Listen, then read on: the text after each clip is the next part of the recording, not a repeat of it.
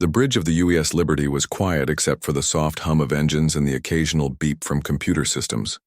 Captain Jake Morrison sat in his command chair, reading reports from the outer colonies. Everything seemed normal in human space. Trade ships moved between planets, miners worked the asteroid belts, and families lived peaceful lives on dozens of worlds. Then the communication system crackled to life. The main screen flickered and showed something that made everyone on the TU bridge stop what they were doing. A massive alien face filled the screen. The creature had dark green scales, yellow eyes like a snake, and rows of sharp teeth. Its voice was deep and threatening. "I am Admiral Crixtal of the Zephyrian Empire," the alien said. "You will listen carefully to what I say. Your species has been marked for conquest. You have 72 of your standard hours to surrender all your colonies and ships. You will become servants of the Empire, or you will be destroyed completely." The bridge crew stared at the screen. Communications Officer Lisa Hayes looked shocked. Navigator Tom Brooks had his mouth open. Even the usually calm Science Officer Carol Davis seemed surprised. This was humanity's first contact with a hostile, alien empire, and it was not going well. Admiral Crixtal continued speaking. "Do not think you can resist us. We have conquered 47 species before you. Our fleets number in the thousands. Our weapons can destroy entire planets. Your pathetic ships and weapons are no match for the might of the Zephyrian Empire." The alien leaned closer to the camera. "We know everything about your species. You are young and weak. You have been in space for less than 200 years. You fight among yourselves like children. You have no real military experience. Your colonies are defenseless. Your homeworld is soft and unprepared for war." Captain Morrison listened to every word. His face showed no fear, no panic, no worry. Instead, something strange happened. A small smile appeared on his lips. The smile grew bigger. Then Captain Morrison started to laugh. It was not a nervous laugh or a scared laugh. It was the kind of laugh that comes from hearing something truly funny. The captain laughed so hard that tears came to his eyes. He laughed until his sides hurt. The alien on the screen looked confused. "You dare laugh at the Zephyrian Empire?" Captain Morrison wiped his eyes and tried to stop laughing, but he could not. "I'm sorry," he said, still chuckling. "It's just, you're serious, aren't you? You actually think you're scary." Lisa Hayes started to giggle. She tried to cover her mouth, but the sound came out anyway. Tom Brooks snorted with laughter. Soon Carol Davis was laughing too. The laughter spread across the entire bridge. Even the usually serious security chief Paul Williams was grinning. Admiral Crixtal's eyes grew wide with anger. "You mock us? You will regret this foolishness when our fleets arrive." "Oh, we'll be ready," Captain Morrison said, finally getting his laughter under control. "Thanks for the warning. That was really nice of you to give us a heads up." The alien's jaw dropped. "Heads up? You think this is a joke?" "Well, kind of," Morrison replied. "I mean, you show up here, tell us how scary you are, give us 3 whole days to get ready, and then expect us to just give up? That's pretty funny." Lisa Hayes had stopped giggling and was now working at her station with a big smile on her face. "Captain, should I record your response to send back to them?" "Absolutely," Morrison said. He stood up and straightened his uniform. "Admiral Crixtal, please give our message to your empire. Tell them that humanity received their ultimatum. Tell them we said thanks for the warning, and tell them we'll be ready when they get here." The alien's face turned a darker shade of green. "You will pay for this insult with your lives." "Maybe," Morrison said with a shrug, "but probably not." "Lisa, cut the transmission." The screen went black. For a moment the bridge was quiet again. Then Tom Brooks started laughing again. "Did you see his face when you thanked him for the warning?" "He looked like he was going to explode," Carol Davis added with a grin. Captain Morrison sat back down in his chair. "Lisa, send that recording to every human ship, station, and colony. Make sure everyone knows what's coming." "Already done, sir," Lisa replied. "I've also sent it to Earth Command and all the colonial governments. Within hours, the recording was playing on every human world. The response was the same everywhere. On New Denver, Governor Pete Collins called an emergency meeting with the colonial representatives. When they saw the aliens' ultimatum and Morrison's response, the whole room erupted in laughter. 72 hours? Representative Mary Johnson asked between giggles. They're giving us 3 days to prepare? How nice of them. On Mars, General Amy Foster was briefing her staff when the message arrived. After watching it, she turned to her officers with a huge grin. Gentlemen and ladies, it looks like we finally have something interesting to do. Alert all fleet commanders. Tell them to begin Operation Homecoming. Her aide, Colonel Frank Miller, looked puzzled. Operation Homecoming, ma'am? It's time to bring our boys and girls home, Foster explained. All of them. Every ship, every Marine, every pilot. If these lizards want to see what humanity can do, let's show them what we've been practicing for. On Earth, President Sam Rodriguez was in a meeting with the United Earth Assembly when the message arrived. The room fell silent as they watched Admiral Krickstahl's threat. Then they heard Captain Morrison's response. The laughter started slowly, with just a few chuckles, but soon the entire assembly was laughing. President Rodriguez stood up and raised his hand for quiet.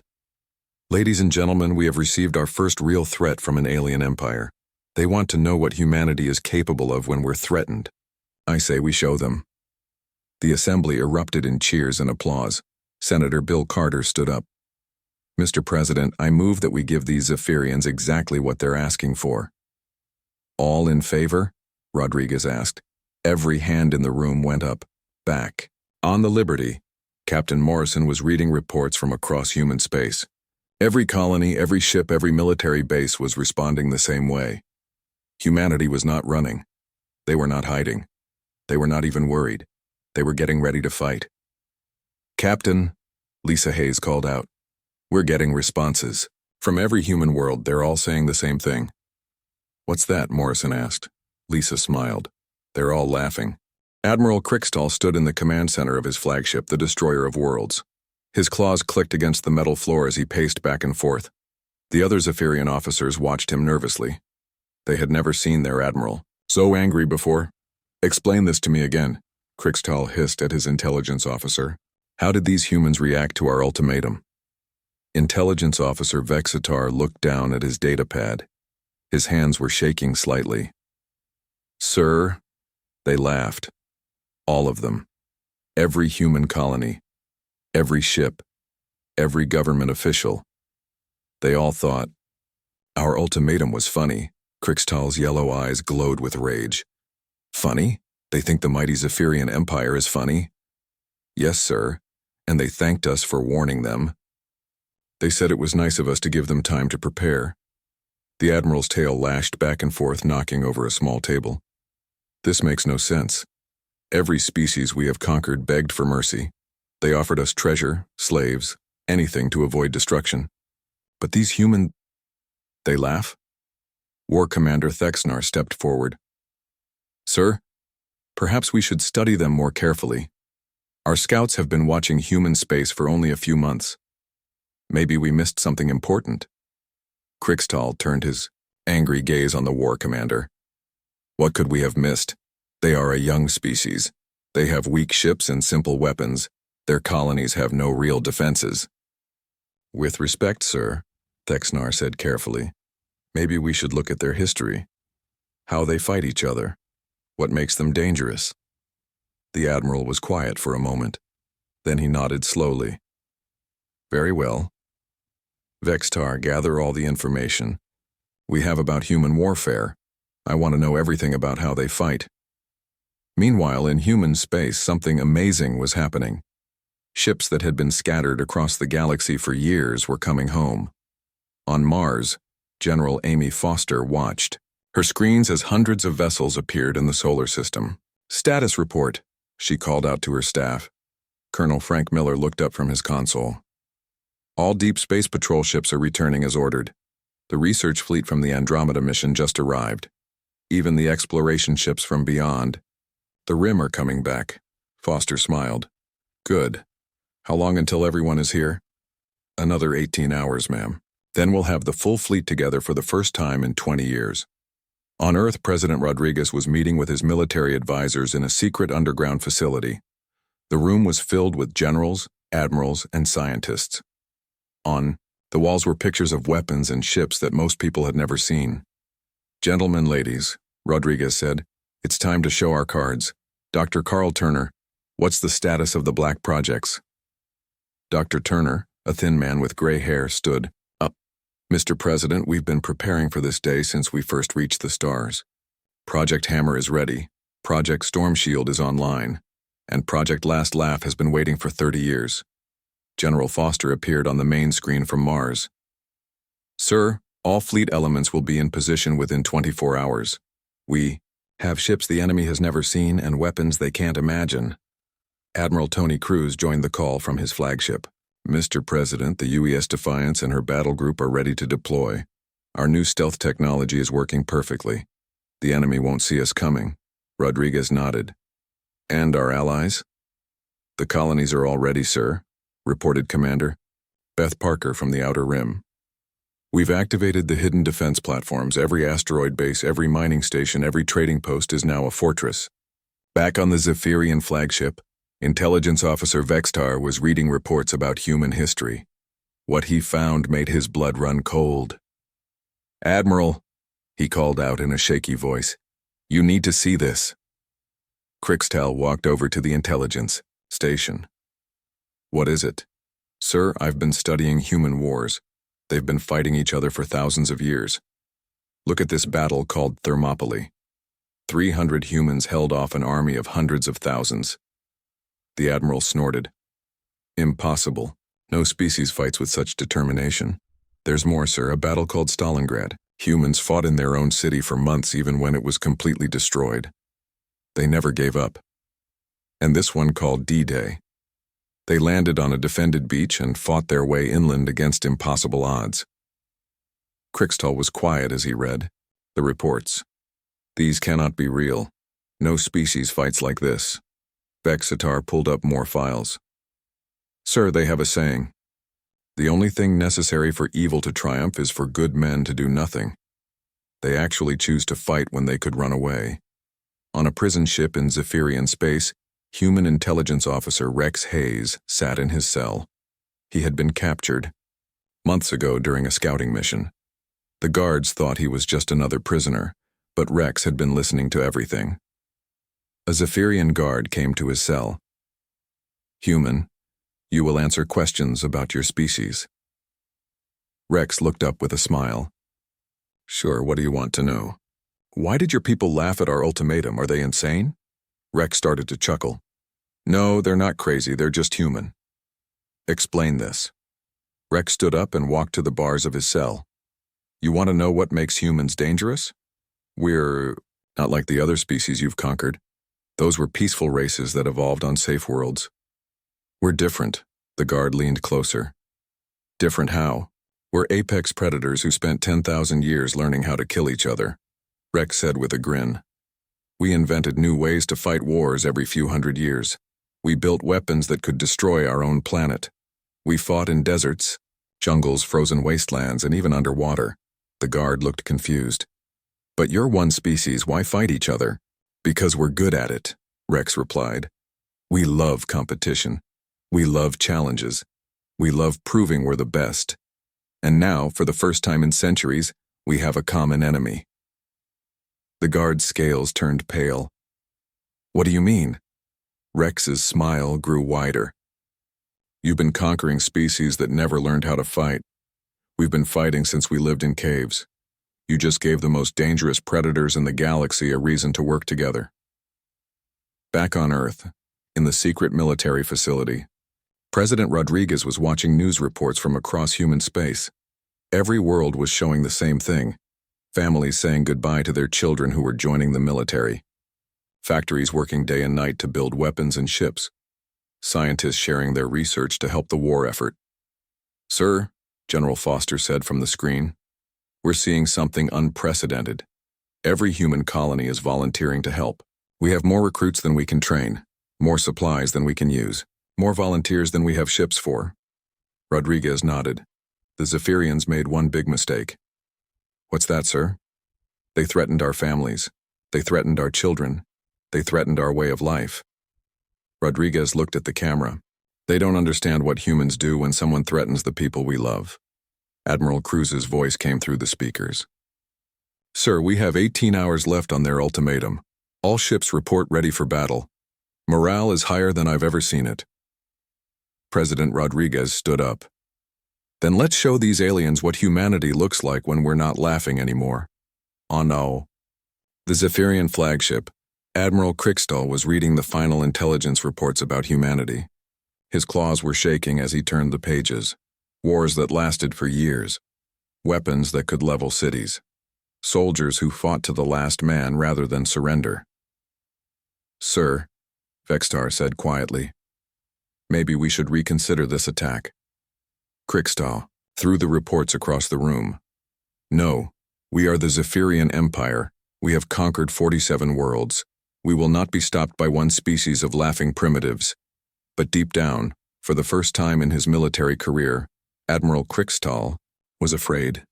The 72 hours were up. Admiral Krikstal's massive fleet dropped out of hyperspace near the human colony of New Geneva. 3,000 Zephyrian warships filled the space around the planet like a dark cloud. The Admiral expected to see a few small human ships trying to run away. Instead, he found something that made his blood freeze.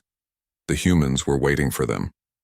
Admiral Nancy Wright stood on the bridge of her flagship, the UES Defender. Around her planet, a perfect defensive formation of human ships held their positions. They were not running, they were not hiding, they were ready to fight. Zephyrian fleet, this is Admiral Wright of the Human Defense Force, she broadcast on all frequencies. You are not welcome here. Leave now or we will remove you. On the Zephyrian flagship, Krikstal laughed, but it was a nervous laugh. 100 human ships against 3,000 of ours? They are truly insane. His tactical officer, Grixamal, was studying the sensor readings. Sir, something is wrong. Our sensors are detecting strange energy signatures from the human ships. What kind of energy? I don't know, sir. We've never seen anything like it. Krikstal ignored the warning. All ships, attack formation, destroy them all. The Zephyrian fleet moved forward in a massive wave. Their weapons charged, ready to blast the human ships to pieces. But as they got closer, something unexpected happened. The space around the human fleet began to shimmer and twist. What is that?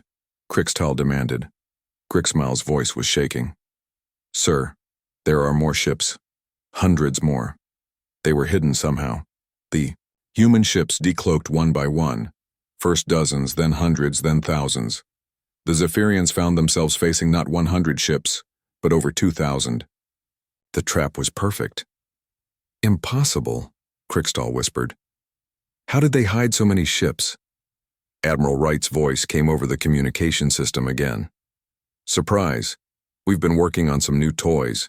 Did you really think we would face you with just a few ships? The battle began with a fury that shocked the Zephyrians. Human ships moved with perfect coordination, their formations changing like a deadly dance. Their weapons hit with precision that seemed impossible.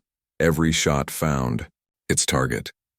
Every maneuver was perfectly timed, but the real surprise came when Captain Steve Logan, commanding the UES Vengeance, began broadcasting on all Zephyrian frequencies. Instead of threats or demands for surrender, he started telling stories. Attention. Zephyrian fleet, Logan's calm voice said. Let me tell you about a place called Thermopylae. 300 human warriors faced an army of hundreds of thousands. They knew they would die, but they fought anyway. They held the pass for 3 days, killing thousands of enemies. The Zephyrian crews listened in confusion as Logan continued. Then there was a city called Stalingrad. The enemy surrounded it completely. The humans could have surrendered, but instead they fought in the ruins for months. They ate rats to survive. They fought in sewers and basements. They never gave up. Krikstal tried to shut off the communications, but the human signals were too strong. Logan's voice continued to fill every Zephyrian ship. At a beach called Normandy, humans landed on a shore protected by guns and mines. Thousands died in the first hour, but they kept coming. They climbed cliffs under enemy fire. They charged, across open beaches into machine gun nests. They did this to free people they had never met. The Zephyrian crews were starting to look nervous. They had never heard of a species that fought like this. Their own military doctrine was simple: use overwhelming force, demand surrender, and retreat if the enemy fought back too hard. The battle continued to go badly for the Zephyrians. Human ships seemed to know exactly where to attack. Their weapons cut through Zephyrian shields like they were made of paper. Worse, the humans were using tactics the aliens had never seen before. Commander Kelly Brooks led a squadron of fast attack ships in a daring assault on a Zephyrian supply convoy. Instead of attacking directly, her ships disappeared into an asteroid field. The Zephyrians followed, thinking they had the humans trapped. But the asteroids were not empty. The humans had hidden weapons platforms throughout the field. As the Zephyrian ships moved deeper into the trap, the platforms opened fire from all directions. Brooks and her squadron attacked from behind, catching the enemy between two forces. "This is impossible," the Zephyrian commander radioed. "How did they get weapons into this asteroid field?" Brooks answered him directly. "We've been preparing for this war for decades. Did you think we would just sit around waiting for you to show up?" The psychological warfare was working. Zephyrian crews were starting to panic. They had never faced an enemy that seemed to enjoy fighting. Human pilots were actually laughing on the radio as they destroyed enemy ships. "Sir," Grixmal reported, to Admiral Crixtal, "we're losing ships faster than we can count. The humans are using some kind of new weapon technology. Our shields are useless against them." Crixtal watched his tactical display in horror. Red marks showed destroyed Zephyrian ships. There were dozens of them and more appearing every minute. "How is this possible? They're just primitives." Captain Logan's voice continued to broadcast across all frequencies. "Let me tell you about a battle called Gettysburg. Humans fought other humans for 3 days. On the last day, one side charged across an open field into cannon fire. They knew it was suicide, but they did it anyway. That's what humans do when we believe in something." The Zephyrian retreat began slowly. A few ships at the edge of the formation started to pull back. Then more followed. Soon entire battle groups were withdrawing from the fight. "Sir," Grixmal said urgently, "the Third Fleet is requesting permission to withdraw. They've lost 60% of their ships." Crixtal's claws dug into his command chair. "Withdrawal? We are the Zephyrian Empire. We do not retreat." But even as he spoke, more of his ships were falling back. The humans pressed their advantage, pursuing the retreating vessels with coordinated attacks that cut through the Zephyrian formation like a knife. Admiral Wright opened a direct channel to Crixtal. "Admiral, this is your chance to leave. Take your remaining ships and go home. Tell your empire what you learned here today." Crixtal's voice was full of rage and fear. "This is not over, human. The Empire has thousands more ships. We will return with our entire fleet." "We'll be waiting," Wright replied calmly. "And next time we won't be so gentle." The Zephyrian fleet retreated, leaving behind hundreds of destroyed ships and thousands of dead. The humans had won their first major battle against the Empire, but they knew this was just the beginning. On the UES Defender, Admiral Wright gathered her officers for a briefing. "Well done, everyone. But remember, this was just their advance force. The real war is about to begin." Captain Logan joined the meeting by video link. "Ma'am, our psychological warfare worked better than expected. The enemy crews were panicking by the end of the battle." Wright nodded. "Good. Fear is a weapon we can use, but we need to be ready for their counterattack. They'll come back with everything they have." Commander Brooks spoke up. "Admiral, we've proven that human tactics work against them, but can we handle their entire fleet?" Wright smiled. "Kelly, we've been planning for this war since we first reached the stars. We have weapons they've never seen, tactics they can't understand, and something they don't have." "What's that, ma'am?" "We're fighting for our homes, our families, and our freedom. They're fighting because someone told them to. That makes all the difference." As the human fleet regrouped and prepared for the next battle, news of the victory spread across human space. On every world, in every city, people celebrated. They had faced the mighty Zephyrian Empire and won. But in the depths of space, Admiral Crystal was sending a message to the Empire's capital. The message was simple. Send everything we have. These humans are not what we expected. They are far more dangerous than any species we have ever faced. The war had begun, and humanity had drawn first blood. 6 months after their defeat at New Geneva, the Zephyrian Empire assembled the largest fleet in galactic history. Admiral Crystal commanded over 10,000 warships from dozens of conquered worlds. This was every ship the Empire could gather, their final strike against humanity. The massive armada dropped out of hyperspace at the edge of human space, near a system called Haven's Gate. Crystal expected to find the humans cowering behind their defenses, preparing for a desperate last stand. Instead, he found something that chilled him to his core. The entire human fleet was waiting for them in open space. Admiral Helen Martinez stood on the bridge of the UES Freedom, humanity's newest and most powerful warship. Around her, over 3,000 human vessels formed perfect battle formations. Every ship that humanity had ever built was here, from the oldest patrol boats to the newest dreadnoughts. Zephyrian Fleet, Martinez broadcast across all frequencies. This is Admiral Martinez of the Human United Fleet. You have entered human space without permission. You have threatened our people and our worlds. This ends here. Crystal's laugh was harsh and bitter. 3,000 ships against 10,000. You are brave, human, but you are also fools. We will crush you, and then burn every human world to ash. Maybe, Martinez replied calmly. But first, let me show you something interesting. Across the galaxy, on worlds that had been conquered by the Zephyrian Empire decades ago, something amazing was happening. On the planet Keltar, the blue-skinned Keltari people were watching the battle on their secret communication devices. They had been slaves of the Empire for 50 years, but they had never forgotten their freedom. Elder Zexilon gathered his people in hidden meeting places. The humans are fighting the Empire, he told them. They are not running. They are not surrendering. They are standing and fighting. Similar meetings were happening on dozens of worlds. The Aquari people in their underwater cities, the stone-like granite folk on their mountain worlds, the energy beings called the Lumina on their crystal planets. All of them had been conquered by the Zephyrians. All of them had been waiting for hope. And now they had it. The battle at Haven's Gate began with the fury of 10,000 suns. Zephyrian ships charged forward in massive waves, their weapons lighting up space with deadly energy. But the humans were ready. Their formations moved like a living thing, each ship knowing exactly where to be and when to fire. But this time the humans had a new weapon. As the Zephyrian fleet closed in, Admiral Martinez gave a simple order. Execute Project Last Laugh. Across the human fleet, weapons that had been hidden for 30 years powered up for the first time. These were not normal ship weapons. They were planet killers, starbreakers, weapons that could tear holes in space itself. The humans had built them in secret, hoping they would never need to use them.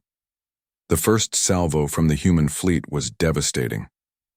Entire Zephyrian battle groups simply vanished, destroyed by weapons they couldn't understand. But the real surprise was yet to come.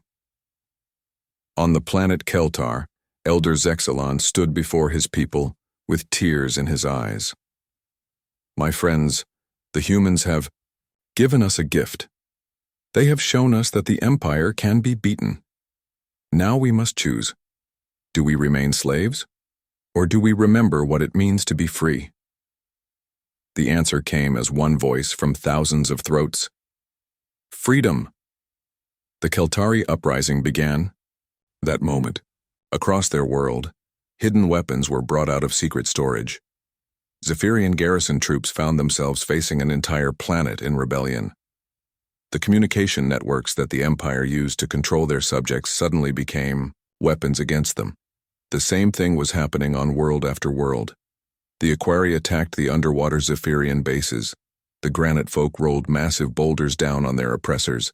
The Lumina turned their energy powers against their captors. Every conquered species in the galaxy was rising up at once. Back at Haven's Gate, Admiral Crickstall was watching his tactical display in horror. His fleet was being torn apart by human weapons, but that wasn't the worst of it. Reports were flooding in from across the Empire. Every world they controlled was in rebellion. "Sir," his communications officer reported, "we're losing contact with our garrison fleets. The rebels are attacking our supply lines, our bases, our command centers. The entire Empire is falling apart." Crickstall's claws dug deep gouges in his command chair. "Impossible. We've ruled these worlds for decades. They accepted our dominance." Colonel Dan Foster, coordinating with the alien resistance movements from his command ship, intercepted the Zephyrian communications. He broadcast on all frequencies. "Admiral Crickstall, you made one big mistake. You thought fear would keep your slaves loyal forever. But fear only works until someone shows there's another way." The human psychological warfare had evolved beyond simple historical stories. Now they were broadcasting live feeds from the rebellion worlds. Zephyrian crews could see their own empire crumbling in real time. They watched as species they had thought broken forever rose up and fought back. Captain Steve Logan, now commanding a full battle group, continued his broadcasts. "Attention, Zephyrian fleet. Do you see what's happening? Your empire is built on fear, and fear is a weak foundation. When people have hope, when they see that tyrants can be beaten, they remember how to fight." The battle was becoming a rout.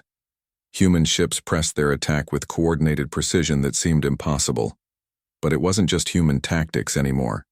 Ships from a dozen different species were appearing at the edge of the battle, adding their firepower to the human fleet. The Keltari had sent their crystal ships. The Aquari launched their submarine-like vessels. Even the peaceful Verdani had armed their trading ships and joined the fight. The galaxy was uniting against the Zephyrian Empire. Admiral Martinez opened a channel to all ships in the battle zone. "This is Admiral Martinez to all free peoples of the galaxy. Today we end tyranny. Today we show the universe that bullies can be beaten. Today we prove that laughter is stronger than fear." As if to prove her point, human crews across the fleet began to laugh. It started on the UES Freedom and spread to every human ship. Soon the alien crews were laughing too. The sound of that laughter, broadcast across every frequency, seemed to break something inside the Zephyrian fleet. Ships began to surrender. First a few, then dozens, then entire battle groups. Zephyrian crews were abandoning their posts, refusing to fight. Some were even turning their weapons on their own command ships. Admiral Crickstall found himself alone on his bridge as his crew fled. His mighty empire was collapsing around him, brought down not by superior force but by the simple idea that people deserved to be free. His final transmission was picked up by every ship in the galaxy. "How did this happen? We were the strongest force in the galaxy. How did we lose to laughter?" Admiral Martinez answered him personally. "Admiral, you lost because you forgot something important. Strength isn't about how big your fleet is or how scary your weapons are. Real strength comes from fighting for something you believe in. You fight because you're ordered to. We fight because we choose to." The war ended not with a massive explosion, but with quiet surrender. The remaining Zephyrian ships powered down their weapons and accepted defeat. Across the galaxy, the news spread faster than light. The Empire had fallen. 6 months later, Captain Jake Morrison, the man whose laughter had started it all, stood on the observation deck of the UES Liberty. The ship was now escorting a convoy of former Zephyrian slaves to new homes in human space. His communications officer, Lisa Hayes, joined him at the window. "Captain, we're getting reports from all over the galaxy. New governments forming, trade agreements being signed, exploration, fleets launching. It's like the whole galaxy woke up." Morrison smiled and looked out at the stars. "Lisa, do you know what the best part of all this is?" "What's that, sir?" "We're still laughing. And across the galaxy, in 100 different languages and 1,000 different ways, the free peoples of the universe were indeed still laughing. They had learned the most important lesson of all. Sometimes the best response to a threat is not fear or anger, but the simple, powerful act of laughing in the face of those who would make you afraid. The Zephyrian Empire was gone, but the laughter that destroyed it would echo through the stars forever.